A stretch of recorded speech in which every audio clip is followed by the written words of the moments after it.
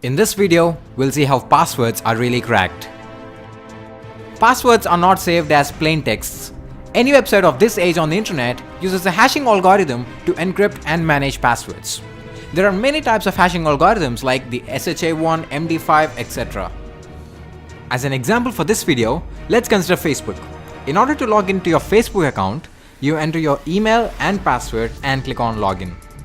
The first time you create a Facebook account, you are asked to fill in a form like this, which contains your name, your email address, and it asks you to choose a password, your birth date, and your gender. Once you click on sign up, this data is sent to the Facebook's backend database. In the Facebook's database, your name, your gender, your age, and your email or phone is saved as it is. But what about the password? As I told you, a password will never be saved as a plain text in a website's database.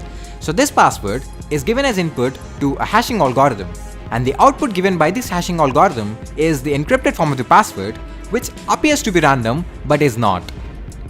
This hashed password is saved in the Facebook's database but not the plain text, which means the password which you entered will never be saved on Facebook's database as a plain text.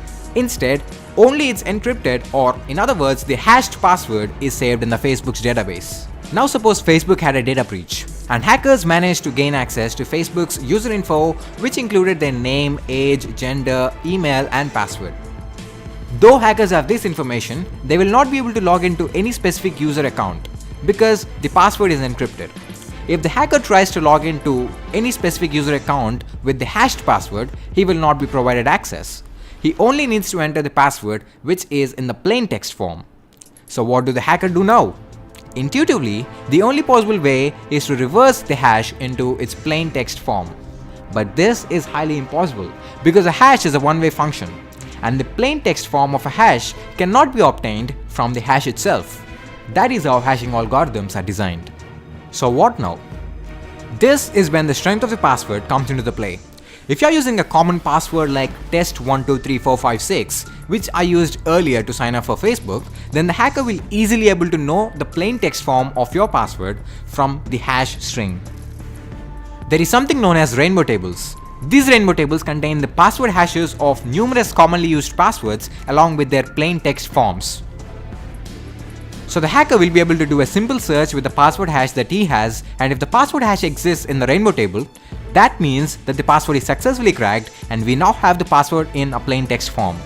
Remember that rainbow tables contain the password hashes of only the passwords which are commonly used.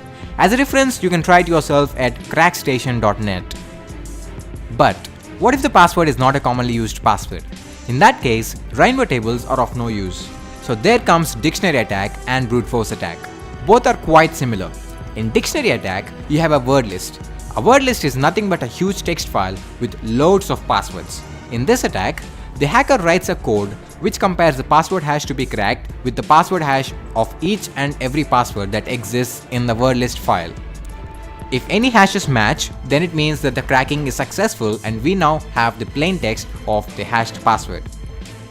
Now this attack can be target specific as well, which means you can actually create your own word list targeting a specific individual, provided that you know some basic details about him and assuming that he used his basic details to frame his password. This attack can be a success or a failure based on the quality of the word list that you are using.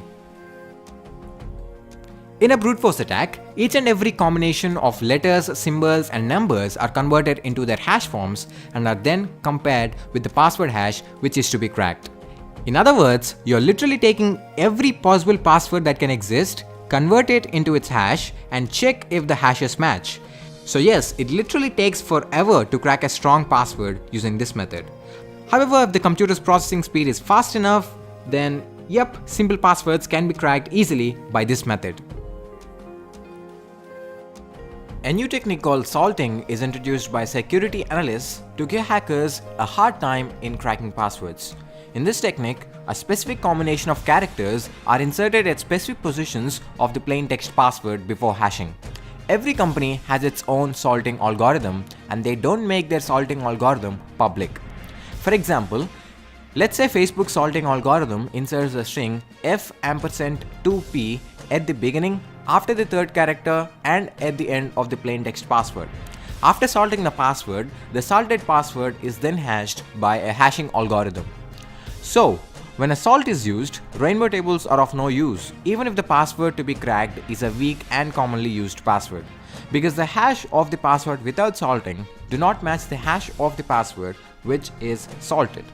Also, brute force attack and dictionary attack are not effective to crack salted passwords unless the hacker already knows the salting algorithm employed by a company.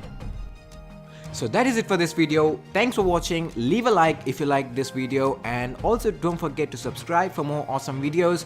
Comment down below if you have any doubts regarding this video.